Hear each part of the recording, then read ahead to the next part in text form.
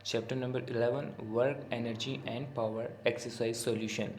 Mind you student, ये जो video मैं बना रहा हूँ ये कोविड-19 पैंडेमिक की रिवाइज्ड सिलेबस पे बेस्ड है और एक बड़ा पोर्शन इस चैप्टर से निकाल दिया गया है। इस चैप्टर में जो अब टॉपिक्स रहे हैं वो है 11.1, 11.11 and 11.12।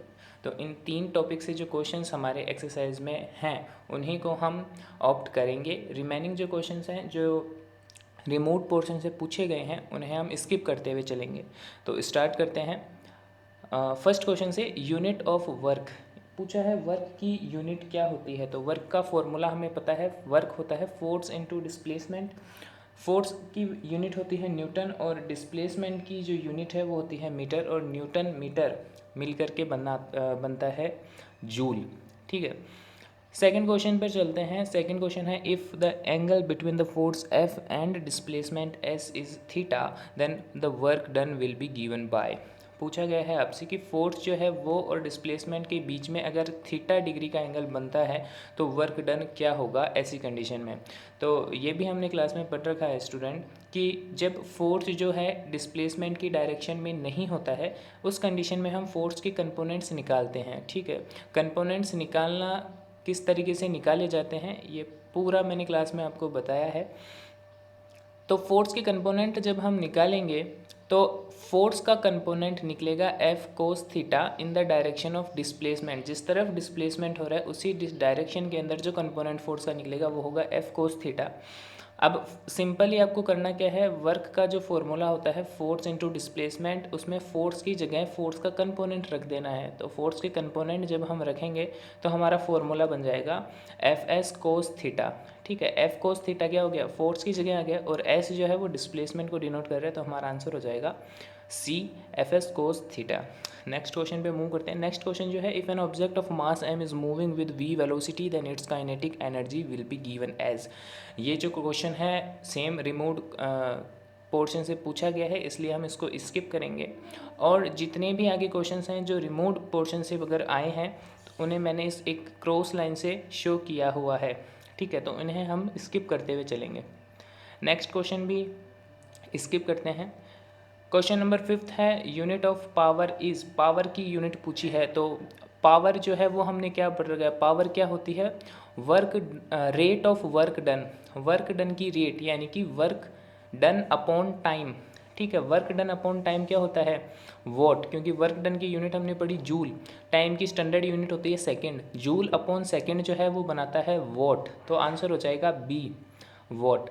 Then next question is calculate the work done in taking an object of mass 1 kg of mass at 4 metre height, और जी जो है उसकी वैल्यू आपको दे रखी है 10 मीटर पर सेकेंड स्क्वायर।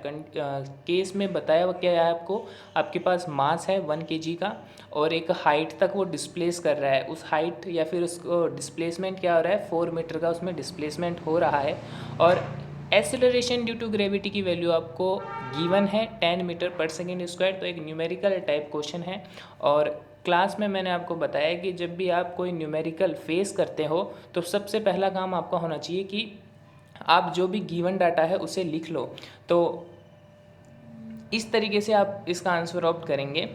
तो सबसे पहले हमारे पास गिवन क्या क्या चीज़ें दे रखी है वो हम कंटिन्यू लिखते हुए चलेंगे। मास जो है हमारे पास गिवन है 1 kg। एच जो हाइट हमें दे रखी है वो 4 मीटर है, हाइट कह लो या फिर डिस्प्लेसमेंट कह लो 4 मीटर गिवन है, और एक्सीलरेशन ड्यू टू ग्रेविटी उसकी वैल्यू हमें गिवन है 10 मीटर पर second square. Now formula apply करते हैं। वर्क डन का फॉर्मूला हमने पढ़ रखा है, फोर्स इनटू डिस्प्लेसमेंट होता है। इसी को हम फोर्स जो है उसको हम लिख सकते हैं mass into acceleration according to the Newton second law. तो फोर्स की जगह हम लिख लेते हैं मास इनटू एक्सेलरेशन, डिस्प्लेसमेंट को एज इट इज़ रहने देते हैं। अब मास को हम m से शो करते हैं, एक्सेलरेशन है इस जगह कौन से एक्सेलरेशन की बात हो रही है, एक्सेलरेशन ड्यू टू ग्रेविटी की बात हो रही है, तो इसको हम a की जगह g से डिनोट कर लेते हैं। और जो डिस्प्लेसमेंट है ये मैंने आपको बताया कि डिस्प्लेसमेंट कह लो चाहे हाइट कह लो, तो इसको हम h से शो करते हैं। नाउ आपके पास एक पूरा फॉर्मूला तैयार है m इंटू जी इंटू एच का। इसमें आप वैल्यूज़ पुट करेंगे, तीनों की वैल्यूज़ गिवन है और तीनों की जो यूनिट है वो भी स्टैंडर्ड यूनिट्स के अंदर ही हैं। मास केजी में दे रखा है, डिस्प्लेसमेंट मीटर में ही दे रखा है और gravitation acceleration due to gravity है वो मीटर पर सेकंड स्क्वायर में ही दिया हुआ है। तो यूनिट्स का कुछ भी कन्वर्जन आपको नहीं करना है, एज इट इज़ वैल्यूज़ जो है आपको पुट कर देनी है फॉर्मूले में, और जब आप इसको सोल्व करोगे 1 × 4 × 10 40 जूल आपका आंसर आ जाएगा। ठीक है, अब हम चलते हैं बैक। 7th क्वेश्चन जो है वो क्रॉस किया हुआ है, स्किप कर देते हैं। 8th क्वेश्चन भी स्किप करते हैं। 9th क्वेश्चन पर आते हैं। What is the commercial unit of electrical energy? Electrical energy की कमर्शियल यूनिट क्या होगी? तो माइंड यू स्टूडेंट, जब हम न्यूमेरिकल सॉल्व करते हैं तो आंसर हम निकालते हैं किलोवाट आवर में। ठीक है, तो किलोवाट आवर ही है जो इसकी कमर्शियल यूनिट्स होती है।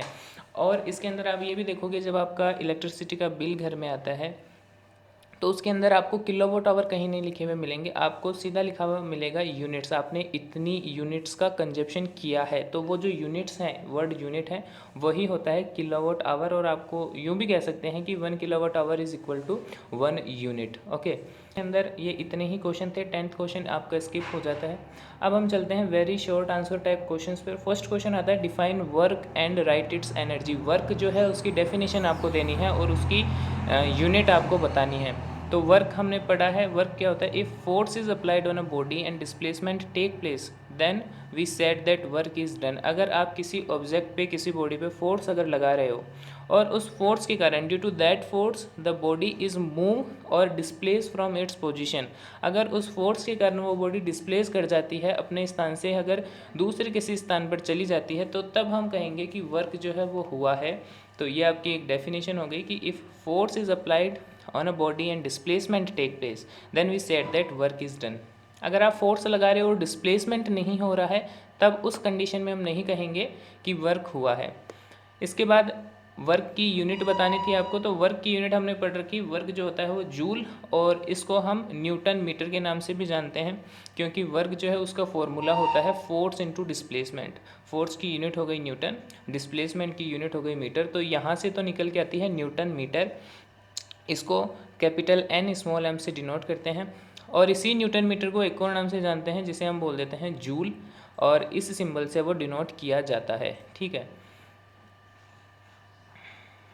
अब जो है नेक्स्ट क्वेश्चन की तरफ बढ़ते हैं।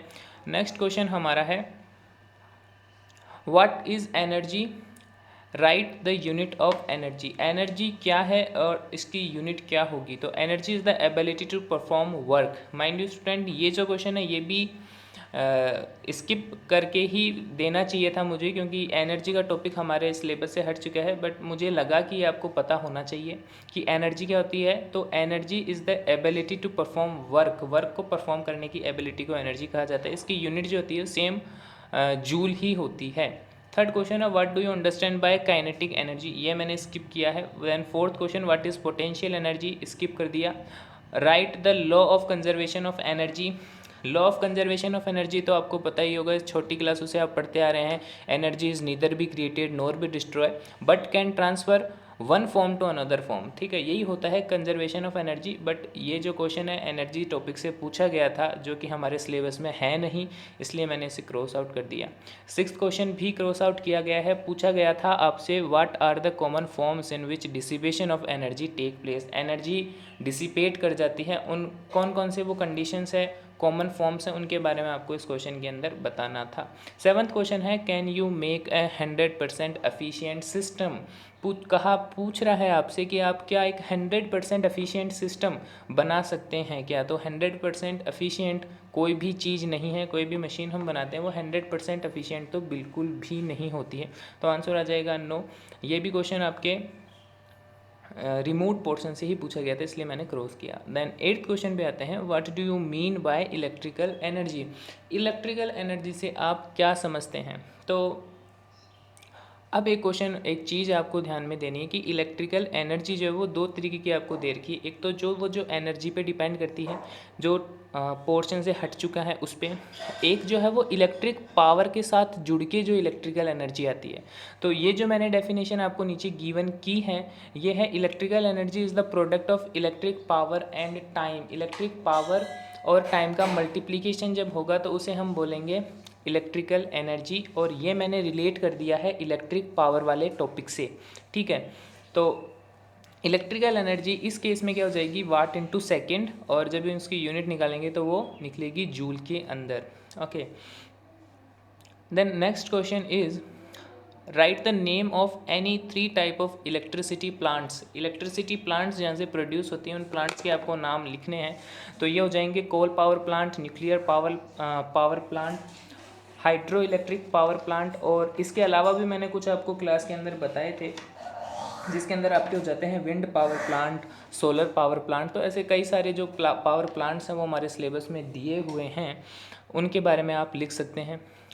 केवल 3 ही पूछे थे तो कुछ भी 3, कोई भी 3 इन तीनों में से हमने यहाँ लिखने हैं। नेक्स्ट क्वेश्चन आता है what is power, right unit of the power. Power क्या होती है वो आपको बताना है और फिर उसकी यूनिट बतानी है। तो पावर क्या है, the rate of work done is called power. Work done की जो रेट है उसको हम पावर कहा गया है। It is the work done in unit time, ये इसकी सेकेंड डेफिनेशन भी बोल सकते हो या फिर एक साथ भी इसको आप लिख सकते हो। The rate of work done is called power, it is the work done in unit time. एक यूनिट टाइम के अंदर किए गए वर्क डन को हम बोलते हैं पावर। फॉर्मूला मैथमेटिकली हम देखते हैं, वर्क डन अपॉन टाइम हो जाएगा। वर्क डन की यूनिट हमने पढ़ी है जूल होती है, टाइम की स्टैंडर्ड यूनिट सेकेंड होती है, तो ये जो यूनिट बन जाती है हमारी जूल पर सेकेंड। जूल पर सेकेंड को ही हम एक और नाम से जानते हैं जिसे हम बोलते हैं वॉट, और डिनोट करते हैं कैपिटल डब्ल्यू से। तो ये क्वेश्चन आपका होता है। नेक्स्ट क्वेश्चन पे बढ़ते हैं, which light will be useful in reducing consumption of electrical energy at Holmes. कौन सी आप लाइट यूज़ करेंगे जिससे इलेक्ट्रिकल एनर्जी जो है उसका कंजप्शन कम हो। तो ये जो क्वेश्चन है इसका आंसर मैंने रिलेट करके दिया है आपको एनर्जी कंजप्शन वाले टॉपिक से, ठीक है। उसके अंदर मैंने लिखा है answer, lights that use less voltage to operate is useful in reducing the consumption of electrical energy. ठीक है, जो लाइट, ऐसी लाइट्स जो वोल्टेज को कम कंजप्शन करती है उनसे हमें एनर्जी का भी कम कंजप्शन मिलेगा। ये किस बेसिस पे हम कह रहे हैं, ये कह रहे हैं हम एनर्जी कंजप्शन के फॉर्मूले के बेसिस पे। तो इसको आप देखोगे, formula of electric power consumption, ये जब टॉपिक हमने पढ़ा था कि कैसे हम कितनी पावर हमने कंज्यूम की है, कितनी इलेक्ट्रिसिटी हमने कंज्यूम की है, जब वो कैलकुलेट करते थे तो इस फॉर्मूले से हम वो कैलकुलेट करते थे। फॉर्मूला है number of appliances multiply by number of days, कितने दिनों तक का हमने बिल निकालना है या कितने दिनों तक हमने एनर्जी को कंज्यूम किया है। देन यूजेज इन आवर, एक दिन के अंदर कितने आवर्स के लिए हमने एनर्जी का यूज़ किया है वो आपको लिखना है। और लास्ट में आता है पावर रेटिंग इन वोट्स। तो पावर रेटिंग क्या है, उस अप्लाइंसेस की पावर रेटिंग क्या है, वो कितने वोट कंज्यूम करता है ऑपरेट होने में, ठीक है। तो ये फिर हमने यहाँ पर लिखा है।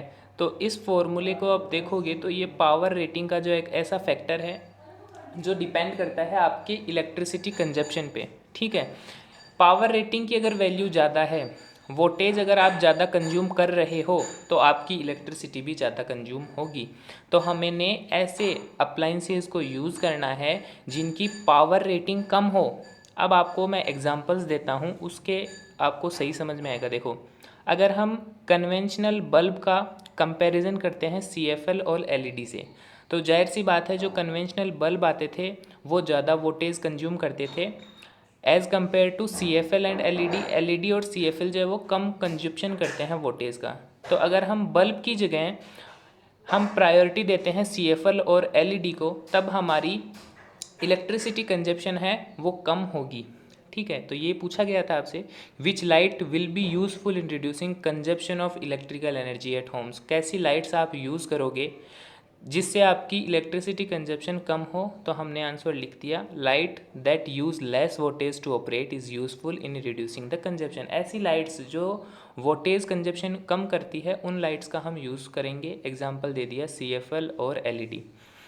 नेक्स्ट क्वेश्चन पर चलते हैं, which important point should we remember while purchasing new electrical home appliances. किस चीज़ का हम ध्यान रखेंगे जब हम नए इलेक्ट्रिकल अप्लाइंसेज परचेज करने जाते हैं। तब आंसर आ जाएगा, while purchasing new electrical appliances we should check the star rating. More star rating means more energy efficient. हर एक अप्लाइंसेज पर जब आप खरीदोगे, रेफ्रिजरेटर आप खरीद के देखो, एयर कंडीशनर जब आप खरीदोगे तो उनके ऊपर स्टार रेटिंग की गई आती है, 5 स्टार की रेटिंग होती है, जिनके अंदर जितनी ज़्यादा वो रेटिंग होती है उतना ही वो कम इलेक्ट्रिसिटी कंज्यूम करती है। तो हमने वो अप्लाइंसेस ख़रीदने हैं जिनके ऊपर स्टार रेटिंग काफ़ी ज़्यादा है, या फिर तो 5 है, या फिर तो 4 है, या फिर तो 3 है। तो प्रायोरिटी उन्हें देनी है जिनकी स्टार रेटिंग सबसे ज़्यादा है। ऐसा क्यों करना है हमें? क्योंकि जितनी ज़्यादा स्टार रेटिंग होगी वो उतने ही ज़्यादा एनर्जी एफिशिएंट होंगे और उतनी ही कम एनर्जी कंज्यूम करेंगे। देन 13th क्वेश्चन आता है, an object displace 10 metre when 20 newton force is applied on it, calculate the work done. कहा गया है कि एक ऑब्जेक्ट है वो 10 मीटर की जो डिस्टेंस है उस पर वो डिस्प्लेस करता है। कब? जब उस पर 20 न्यूटन का फोर्स अप्लाई किया जाता है तब। तो अब आपको निकालना है कि कितना वर्क डन उस ऑब्जेक्ट पर हमने किया है। तो वही न्यूमेरिकल टाइप क्वेश्चन है। गिवन डेटा जो है वो आपको लिख लेना है। फोर्स आपको दे रखा है, कितना फोर्स हम उस ऑब्जेक्ट पर लगा रहे हैं, 20 न्यूटन का फोर्स हम ऑब्जेक्ट पर लगा रहे हैं। 20 न्यूटन के फोर्स लगाने से जो ऑब्जेक्ट है वो डिस्प्लेस कर रहा है 10 मीटर। अब हम फॉर्मूला पुट करेंगे।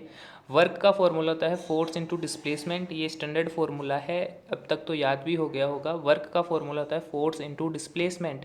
देन फोर्स आपको गिवन है, डिस्प्लेसमेंट आपको गिवन है, कुछ नहीं करना है, दोनों वैल्यूज़ को पुट कर देना है, फॉर्मूले में मल्टीप्लाई कर देना है। 200 न्यूटन मीटर आंसर आ जाएगा। 200 न्यूटन मीटर की जगह आप 200 जूल भी लिख सकते हैं। ठीक है, नेक्स्ट क्वेश्चन पर चलते हैं। It takes 1 minute to uplift a 30 kg object to the height of 2 meter, calculate the power used। तो कहा गया है आपको कि 1 मिनट का समय लगता है आपको अपलिफ्ट करने में 30 kg का मास। ठीक है, 30 kg मास का कोई ऑब्जेक्ट है, उसको आपको उठाने के अंदर 1 मिनट का समय लगता है और आप कितनी हाइट तक उसे उठा रहे हो? 2 मीटर की हाइट तक आप उसे उठा रहे हो। अब आपको पावर कैलकुलेट करनी कि कितनी पावर आपको लगानी पड़ेगी 30 केजी के मास को 2 मीटर हाइट पर उठाने के लिए। तो गिवन डेटा आपको लिख लेना है। मास आपको दे रखा है 30 केजी, हाइट जो है वो आपको दे रखी है 2 मीटर। हाइट और डिस्प्लेसमेंट एक ही बात है। फिर टाइम आपको दिया हुआ है 1 मिनट। तो 1 मिनट को अपन कन्वर्ट कर लेंगे 60 सेकेंड्स में, क्योंकि सेकेंड जो है वो स्टैंडर्ड यूनिट है टाइम की। और जी की वैल्यू है वो आपको दे रखी है गिवन 10 मीटर पर सेकेंड स्क्वायर। ठीक है, अब आपको फॉर्मूला बनाना है। तो फॉर्मूला किस चीज़ का बनाना है? पावर का फॉर्मूला बनाना है। पावर का स्टैंडर्ड जो फॉर्मूला है वो हमने पढ़ रखा है कि पावर क्या होती है? रेट ऑफ वर्क डन, यानी कि वर्क किया गया समय के अंदर, वर्क अपॉन टाइम। ये जो है वो स्टैंडर्ड फॉर्मूला है पावर का। अब देखो, वर्क जो है इसका फॉर्मूला हमने पहले ही पढ़ रखा है कि वर्क क्या होता है? फोर्स इनटू डिस्प्लेसमेंट होता है। तो वर्क की जगह हमने लिख सकते हैं फोर्स इनटू डिस्प्लेसमेंट, अपॉन में टाइम एज इट इज़ रह जाएगा। अब फोर्स इनटू डिस्प्लेसमेंट है, उसमें से फोर्स जो है वो क्या होता है? मास इनटू एक्सेलरेशन होता है। तो मास इनटू एक्सेलरेशन आ जाएगा फोर्स की जगह पर, और डिस्प्लेसमेंट एज इट इज़ रह जाएगा। अब जो हमारा नया फॉर्मूला तैयार होता है वो होता है मास into acceleration into displacement upon time. तो ये जो फॉर्मूला है ये अपन को अप्लाई कर देना है। Mass into acceleration into displacement. तो एसेलरेशन जो है वो यहाँ पर एसेलरेशन ड्यू टू ग्रेविटी है, और जो डिस्प्लेसमेंट है वो हमारी हाइट है। फॉर्मूला बन गया हमारा mgh अपॉन में t। अब इन चारों की वैल्यू आपको ऊपर गिवन है। मास 30 kg है, g की जो वैल्यू वो 10 मीटर पर सेकेंड स्क्वायर है, और h की जो वैल्यू वो 2 मीटर है, और टाइम जो आपका 60 सेकेंड का है। मल्टीप्लाई डिवाइड कर दो, 10 वॉट आपका आंसर आ जाएगा। 15th क्वेश्चन पे चलते हैं। A 60 watt bulb is used 8 hours per day for 30 days, then what will be the energy consumption in electric unit. ठीक है, आपको इलेक्ट्रिकल एनर्जी का कंजप्शन निकालना है और कुछ नहीं करना है।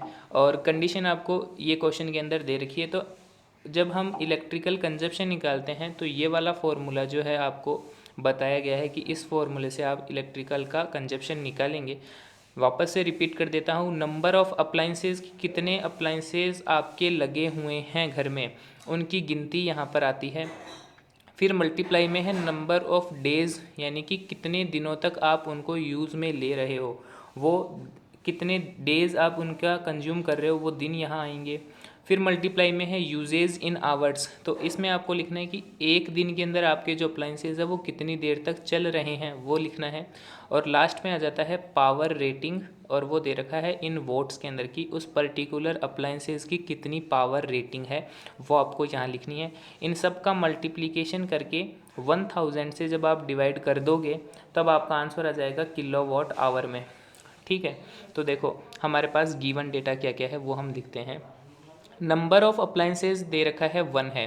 ए 60 वॉट बल्ब इज़ यूज्ड, तो एक ही है बल्ब, ठीक है, एक ही अप्लाइंसेस हमारा चालू है जो कि है 60 वाट का एक बल्ब है, तो नंबर ऑफ अप्लाइंसेस में आ जाएगा 1। देन ये 60 वोट जो आपको दे रखा है ये इसकी पावर रेटिंग दे रखी है कि कितनी पावर का ये है, तो पावर रेटिंग में इसकी वैल्यू आ जाएगी 60 वोट, ठीक है। फिर ये बोल रहा है कि is used 8 hour per day, एक दिन के अंदर 8 घंटे तक वो बल्ब चलता है, तो ये जो है यूजेज में इसमें आ जाएगा हमारा 8 आवर्स। देन फिर आपको दे रखा है कि then what will be the energy consumed in electrical unit, और 30 डेज़ के लिए आपको निकालना है, ठीक है ना। 8 hour per day for 30 days, तो ये जो नंबर ऑफ़ डेज़ है इसमें आ जाएगा आपका 30। तो आपको सारे जो फॉर्मूला है उनकी यूनिट्स आपको मिल गई है। फॉर्मूलों में यूनिट्स को पुट कर देंगे 1 इंटू 30 इंटू 8 इंटू 60, डिवाइड के अंदर 1000 देंगे। अब आप इसको मल्टीप्लिकेशन करके जब सोल्व करोगे तो आपका आंसर आ जाएगा 14.4 किलोवाट आवर। ये जो आंसर आया है वो किलोवाट आवर में आया है, और इस फॉर्मूले से जो हम आंसर निकालेंगे वो हमेशा ही किलोवाट आवर में आएगा, ये आपको याद रखना है। तो किलोवाट आवर लिख दो या फिर इसके आगे लगा दो यूनिट्स, एक ही बात है, क्योंकि हमने पहले ही पढ़ रखा है कि किलोवाट आवर जो है वो 1 यूनिट के इक्वल होता है, ठीक है। अब नेक्स्ट क्वेश्चन जो है वो शॉर्ट आंसर टाइप्स क्वेश्चन चालू होते हैं, यह हम कंटिन्यू करेंगे अगले वीडियो में, क्योंकि ये वीडियो काफ़ी ज़्यादा लंबा हो गया है। Thank you. Have a nice day. To be continue in the next video.